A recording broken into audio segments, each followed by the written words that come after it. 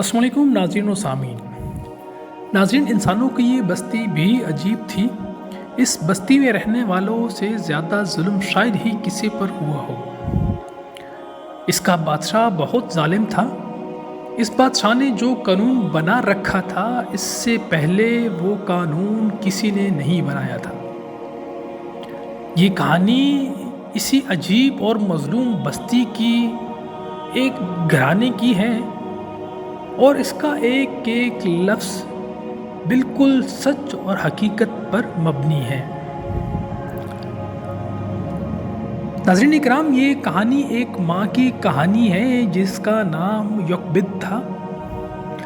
योकबिद के यहाँ जब एक बेटी और एक बेटे के बाद तीसरा बच्चा पैदा हुआ तो वो बहुत खुश होने के बजाय सख्त खौफज़दा और परेशान हो गए। इसकी परेशानी की वजह वो खौफनाक कानून था जो बादशाह ने बनाया था। इस कानून के मुताबिक बस्ती में रहने वाले लोगों के यहाँ जो भी बेटा पैदा होता, इसे कत्ल कर दिया जाता।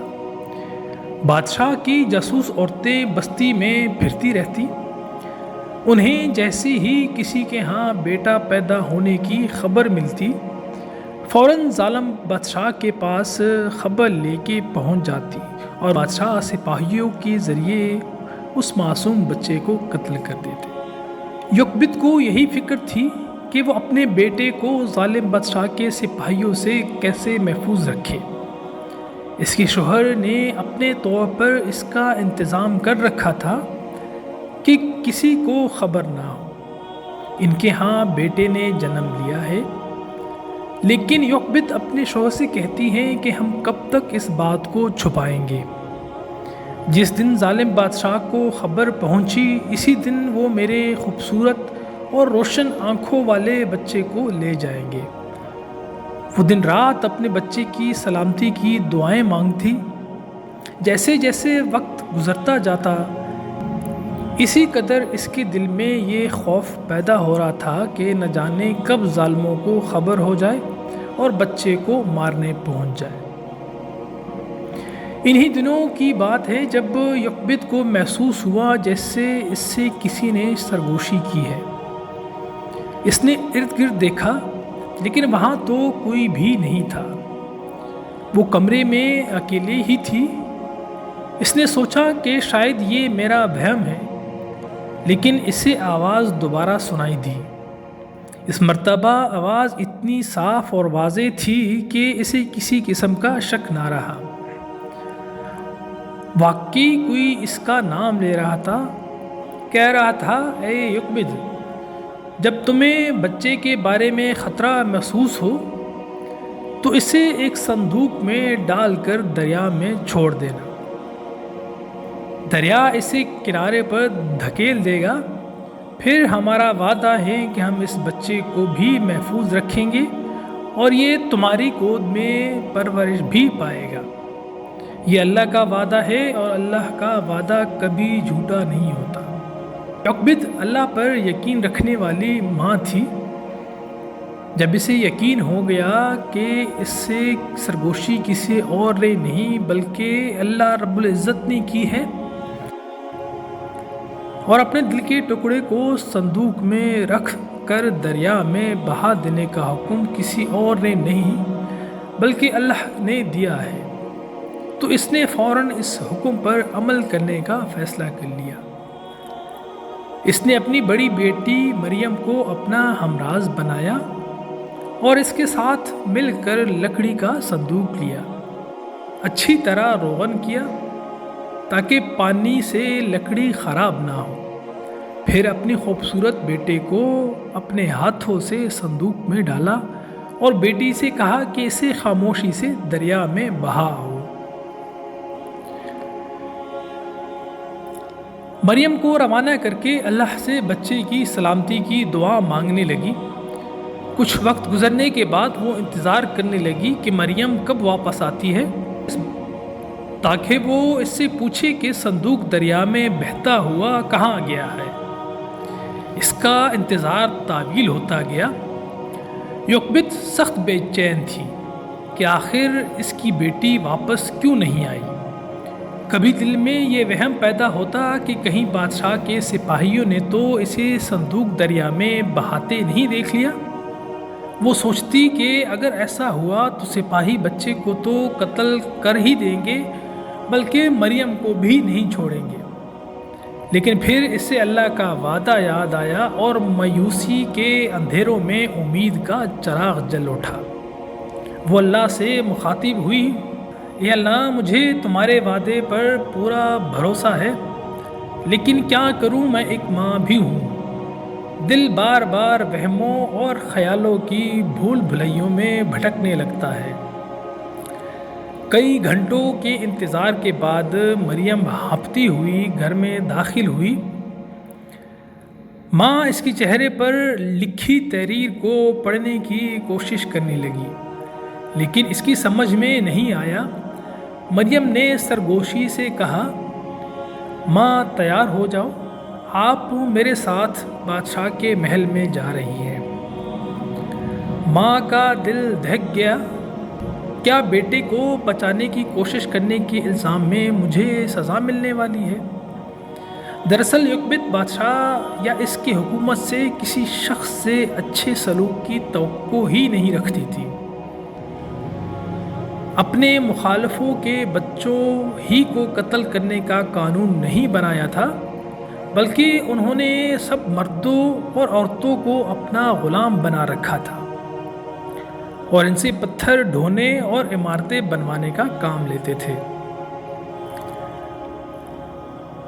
نہیں ماں، دراصل میرا بھائی بادشاہ کے محل میں ہے، مریم نے رازداری سے کہا، اور یہ خبر اور بھی زیادہ پریشان کر دینے والی تھی۔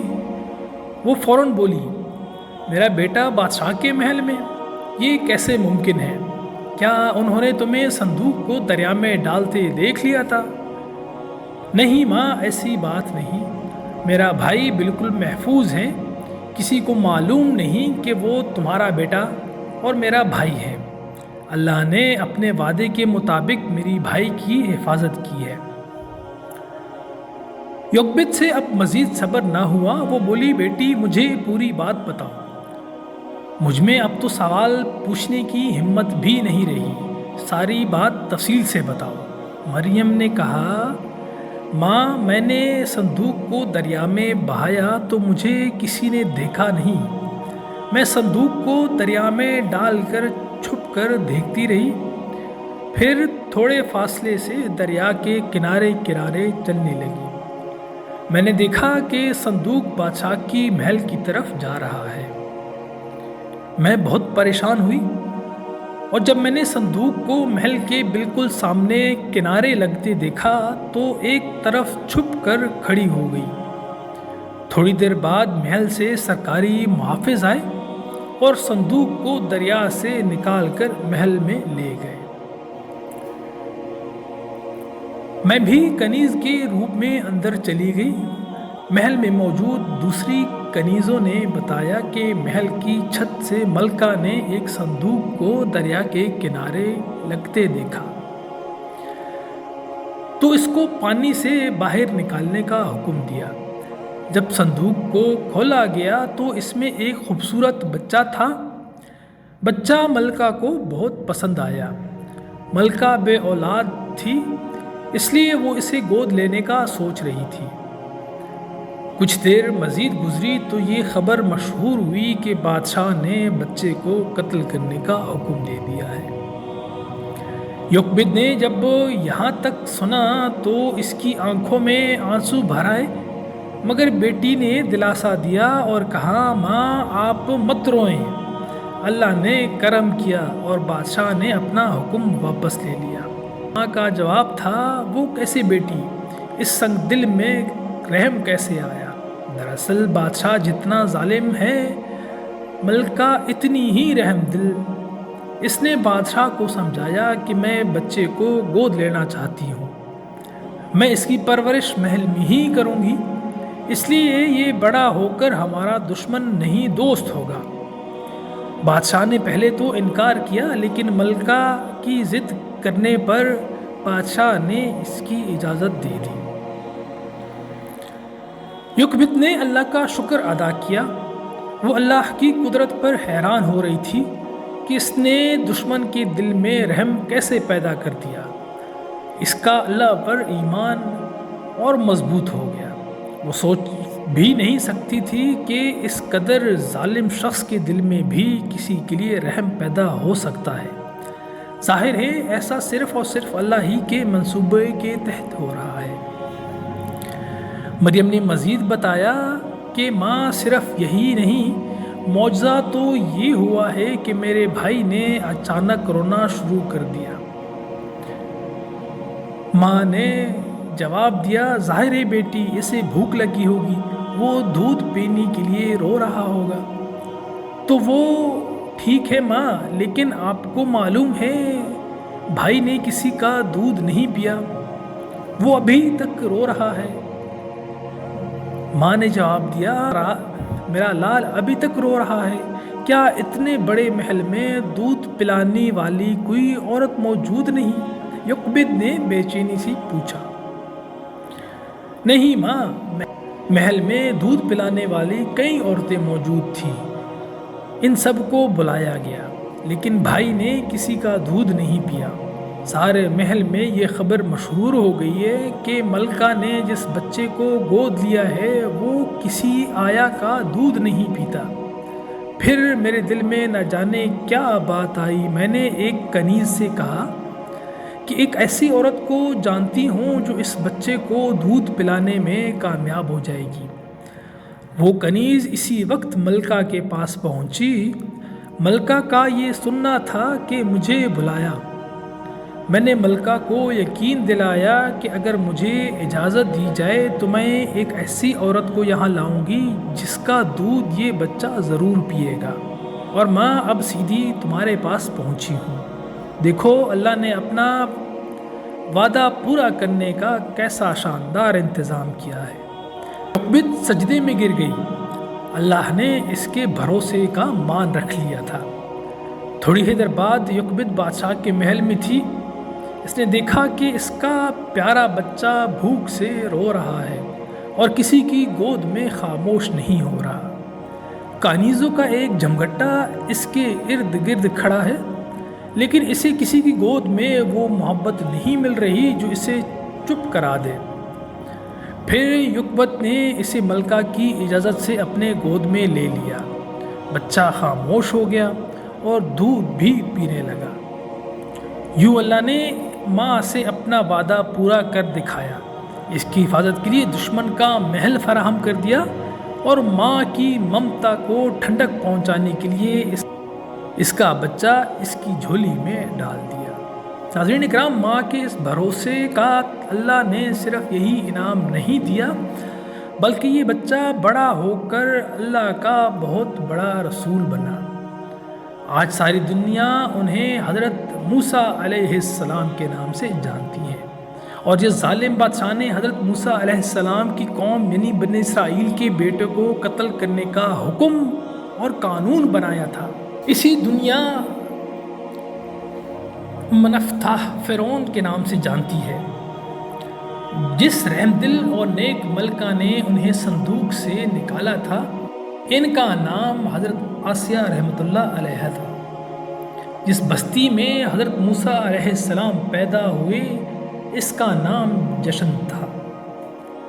یہ بھی اس ماں کی اللہ پر بھروسے کا انعام ہی تھا کہ جب فرعون جیسے ظالم بادشاہ نے موسیٰ علیہ السلام کا مقابلہ کرنے کی جرت کی تو اسے سمندر میں غرق کر دیا اور اس کی لاش کو رہتی دنیا تک عبرت کا نشان بنا دیا۔ یہ فرعون اس منفتح فرعون کا بیٹا تھا جس کے دربار میں حضرت موسیٰ علیہ السلام نے پرورش پائی تھی۔